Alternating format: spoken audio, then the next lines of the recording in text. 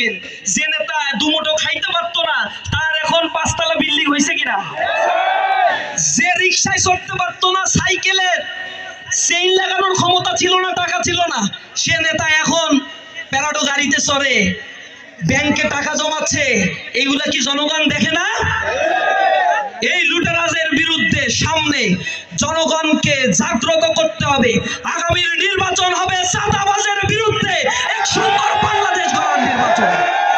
আগামীর বাংলাদেশ হবে সন্ত্রাস আর দর্শকদের বিরুদ্ধে গর্জে ওঠা এক স্বনির্ভর বাংলাদেশের স্বপ্ন।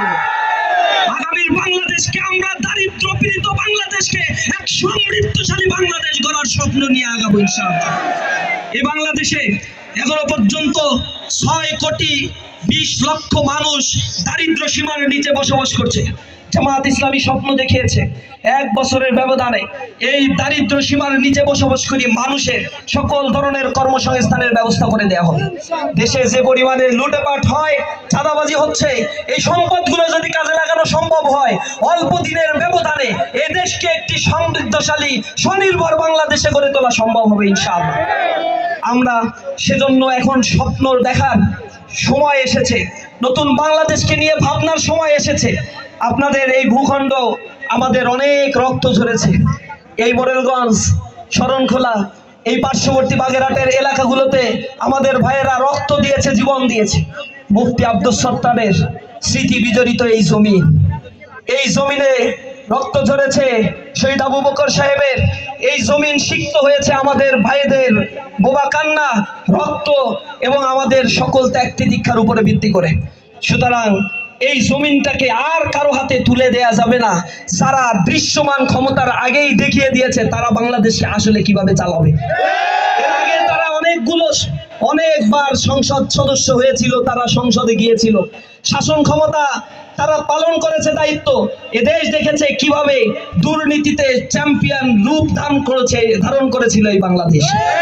সুতরাং নিজেদের লাশ যদি বুঝে নিতে না চান, তাহলে আগামীর বাংলাদেশে সব দক্ষ আর দেশপ্রেমিক নাগরিক যারা জনগণের সম্পদ, তাদের অধিকারগুলো যারা ফিরিয়ে দেবে, তাদের পক্ষে রায় দেওয়ার জন্য আমরা প্রস্তুত আছি। তো এখন আমাদের জীবন দিয়ে হলো আমাদেরকে সেই লক্ষ্যে মানুষের দ্বারে দ্বারে গিয়ে এই কথাগুলো বলতে হবে।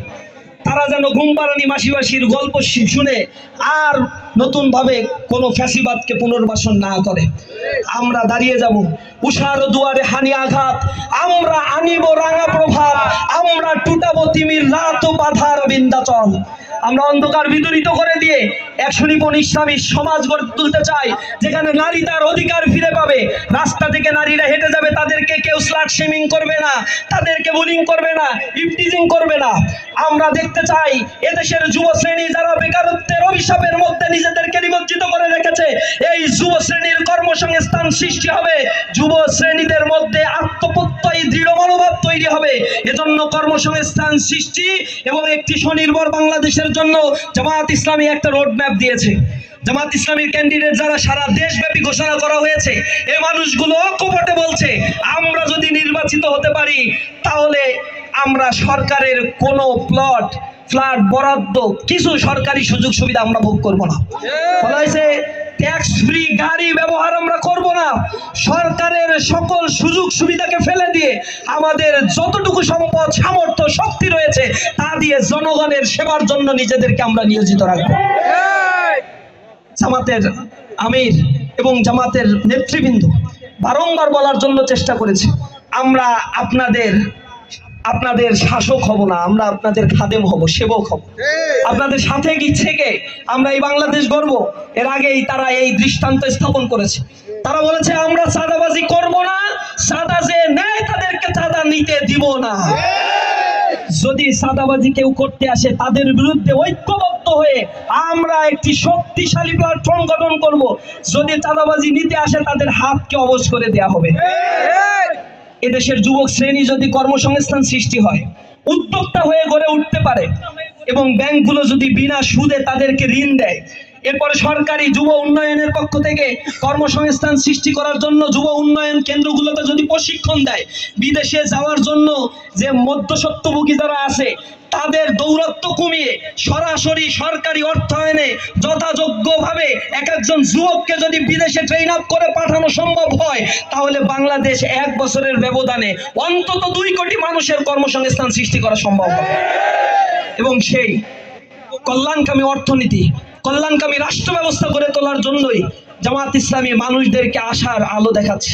জামাত ইসলামী সেটা করবে, সেজন্য বাংলাদেশের প্রত্যন্ত অঞ্চলগুলোতে মানুষ এখন জেগে উঠেছে, তরুণ সমাজ রায় দিচ্ছে। বিশ্ববিদ্যালয়গুলোতে আপনারা দেখেছেন যারা তাদের চেতনার কথা বলেছে, স্লাট শেমিং করেছে, আদারিং করেছে, যারা নানা ধরনের ট্যাগিং করেছিল আমাদের বলেছিল